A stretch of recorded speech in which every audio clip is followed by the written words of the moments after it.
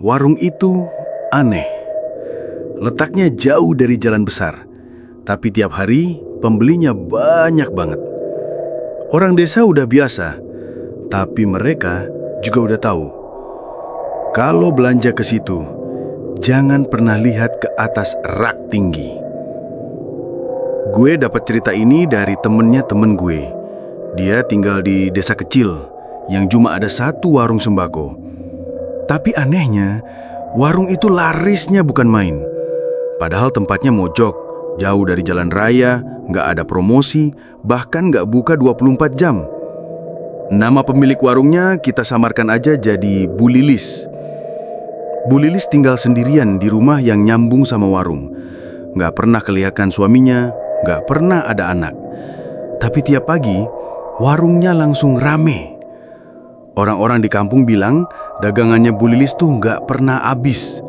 Gula, minyak, rokok selalu ada. Bahkan waktu semua orang kehabisan LPG, cuma dia yang masih punya. Aneh? Iya. Sampai suatu hari, ada satu anak muda, sebut aja namanya Bayu, yang bantu-bantu kulakan ke warung itu. Waktu ngambil mie instan, dia nggak sengaja noleh ke atas rak besi paling tinggi. Dan dia lihat sesuatu. Di atas rak itu ada kepala. Diam, matanya kebuka.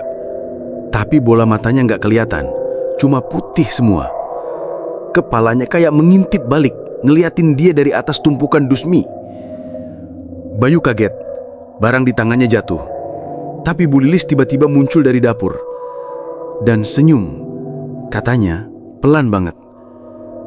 Kalau udah ngeliat, biasanya dia ngikutin sampai rumah. Dan sejak malam itu, Bayu nggak bisa tidur. Tiap kali lampu dimatiin, dia dengar suara rak besi bergetar pelan dan suara nafas berat dari atas lemari kamarnya. Dia coba keluar rumah, tapi tiap dia lewat jalan arah ke warung Bu Lilis, badannya berat banget. Kakinya kayak nempel ke tanah. Sampai akhirnya dia balik ke warung itu, bilang ke Bu Lilis minta maaf. Tapi Bu Lilis cuma bilang, "Udah dibayar lunas, sekarang tinggal giliran kamu gantian jaga."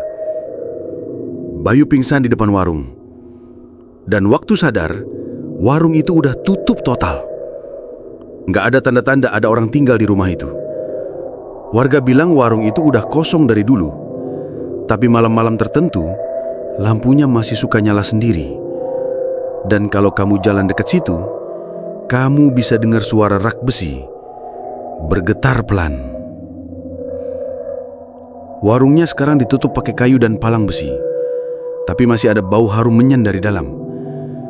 Dan orang-orang bilang, kalau kamu dapat uang kembalian lebih dari Bu Lilis, jangan diambil.